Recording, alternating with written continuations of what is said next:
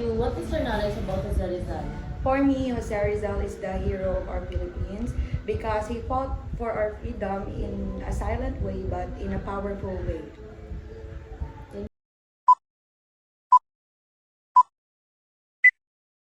Sa iyong pananaw, kailangan ba isali ang buhat at mga gawa ni Jose Rizal sa kurikulum ng kolehiyo? Oo naman, because first of all, we live in the new era which we are advanced greatly. So the purpose of Rizal Works is the youth especially because he want to preserve our own culture on how we handle so much difficulties in the time of Spanish because if we go back in time, there are many families who have torn apart because they don't know how to fight back against from the how we colonized from the Spaniards. So I think we should embrace more our culture and importantly know Rizal very well. Thank you.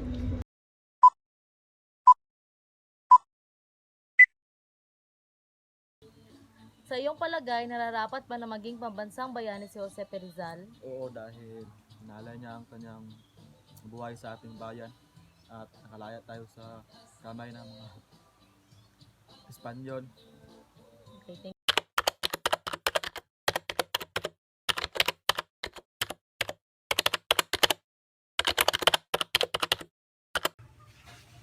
Sige, go. What is your knowledge about Jose P. Rizal life and works? Can you give an example of his works? About Jose Rizal, ang alam ko is siya ang isa sa mga bayani sa Pilipinas na nagtanggol para sa kalayaan.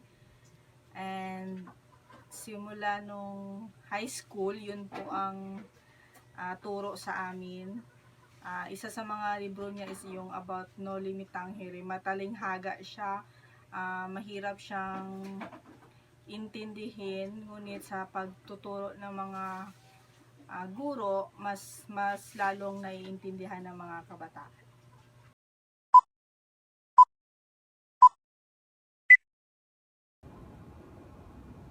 Bilang isang magulang, payag ka bang ituro ang buhay at mga gawa ni Jose P. Rizal sa eskwelahan?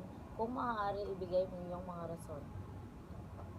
Opo, kasi ang mga sinaunang mga itinuturo ni Jose Rizal, maraming natututunan ang mga kabataan noon. Yung mga po at opo, ngayon wala na po yan sa mga kabataan.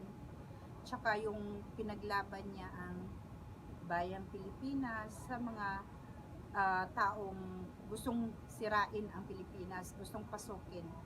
Sa akin na isang ina, isang magulang, kailangan na maibalik ang mga itinuturo noon ni Jose Rizal. Yun lang po, salamat.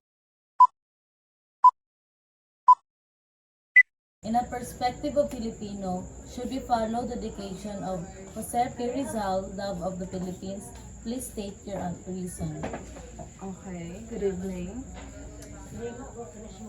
The question is, should we follow our national hero who is Jose P. Rizal as Love. his love for our country? Of course. After all, he is our national hero. And therefore, we should follow and be like him as we cultivate the power of nationalism. So, we as a Filipino community, we should love ourselves and especially our country. Thank you.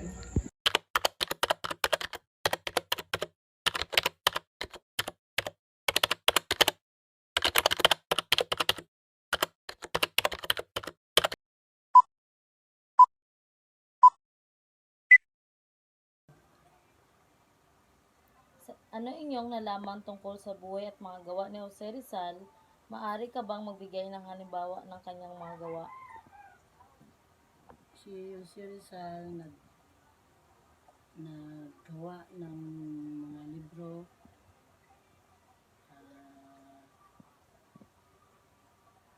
history about Noli Matangere. ang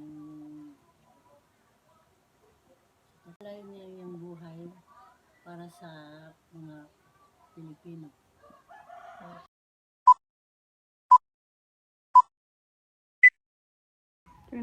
Sa iyong pananaw, bakit naging mabansang bayani si Jose P. Rizal? Pabor ka ba dito? Kung maaari, ibigay mo iyong rason. Pabor ako kapag binigay niya ang kanyang sarili sa bayan. Pinaglaban niya ang bayan sa Kastila.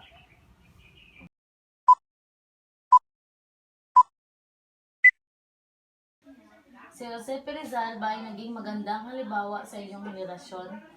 Oo o hindi, at bakit? Paano naman sa makabago at sa susunod na henerasyon? Oo o hindi, at bakit? Oo. Bakit? Kasi si Dr. Jose Rizal ay isang bayani.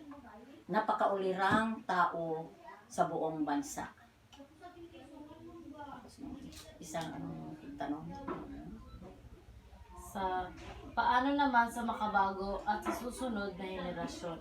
Dapat tularan nila si Dr. Jose Rizal na magiging marespeto na tao o kung sakasakali magiging bayana din yung mga huling henerasyon, di ba? Yes.